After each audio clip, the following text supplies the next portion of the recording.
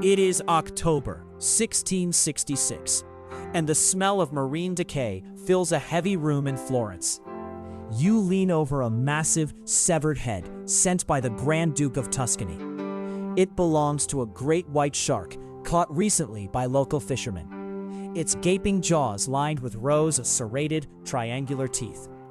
You trace the jagged edge of one tooth with your thumb. The texture, the geometry, the subtle ridges, they are identical to the stony anomalies known as tombstones, routinely dug out of dry mountain peaks miles inland. The prevailing consensus insists that the Earth was created instantaneously and remains immutable. But the unmistakable physical evidence in front of you demands a dangerous question. How does a solid object, like a shark's tooth, get trapped inside another solid object, like mountain rock?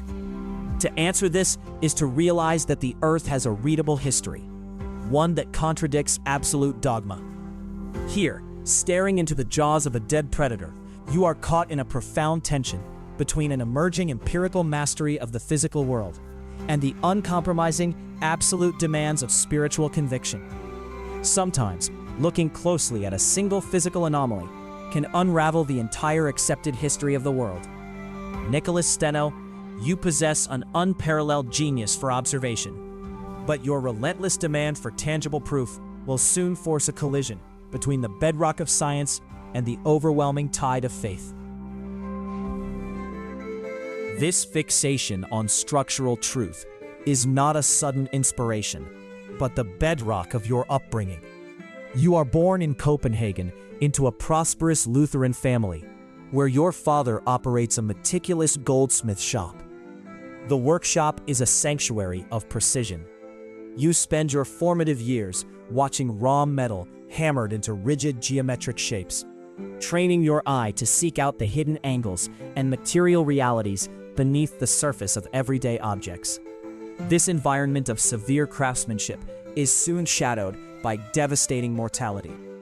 By the age of 16, you endure the catastrophic plague of 1654, a sweeping contagion that takes the lives of 240 of your schoolmates. Proximity to such immense, indiscriminate death strips away any youthful frivolity. You develop a stark, pragmatic temperament, forging an uncompromising moral rigidity that will define your entire existence. There is no room for comfortable illusions in a city steeped in grief. You realize that to understand life, you must look unflinchingly at the mechanics of the flesh. This grim clarity pushes you away from the theoretical rhetoric of your peers and draws you toward the visceral, undeniable truths of anatomy. By 1660, you carry this demand for physical proof into a poorly ventilated dissection room in Amsterdam. You are working over the severed head of a sheep, navigating the messy, rapid decay of unpreserved tissue. The atmosphere is stifling, thick with the metallic tang of blood and the damp chill of the Dutch autumn. As you meticulously navigate the intricate tissues of the face, you accidentally slip a delicate silver probe into a narrow, undiscovered channel near the jaw. You have just located the excretory duct of the parotid salivary gland, a hidden vessel no anatomist has ever documented. But the triumph of discovery is swiftly polluted by academic greed. Your senior colleague, Gerard Blasius, attempts to claim the finding as his own, sparking a bitter, public priority dispute over the credit. It is a striking irony that those who dedicate their lives to uncovering universal realities are so frequently the most fiercely protective of their own fleeting worldly prestige. You successfully defend your claim. The anatomical structure will bear your name. But the vanity-driven cutthroat culture of secular academia leaves you deeply disgusted. Seeking a pure arena where evidence cannot be manipulated by corrupt authorities, you pack your instruments and look toward a larger stage. Moving to Paris by 1665, your reputation as a fearless empiricist precedes you. At 27, you stand before a gathering of the era's most elite intellectuals, holding a cow's heart. The philosophical legacy of René Descartes dominates this city. insisting through elegant theory that the pineal gland is the seat of the soul and the heart is a furnace generating vital heat. You refuse to bow to philosophy when it contradicts physical reality. You submerge the animal heart in boiling water to loosen its connective tissues, then meticulously separate its muscular fibers before the audience. You demonstrate physically, undeniably, that the organ is nothing more than a mechanical muscle, devoid of any mystical fire. Turning your attention to the brain, you systematically dismantle Descartes' assumptions about the pineal gland, exposing severe structural flaws in his reasoning through sheer observational proof. True science, you declare, relies solely on what can be touched, measured, and verified. You are at the absolute peak of your empirical powers, charting the body's hidden landscapes with unmatched clarity. Yet this relentless dismantling of ancient assumptions leaves a vacuum in your own understanding of the universe, a void that mere physical mechanics cannot fill.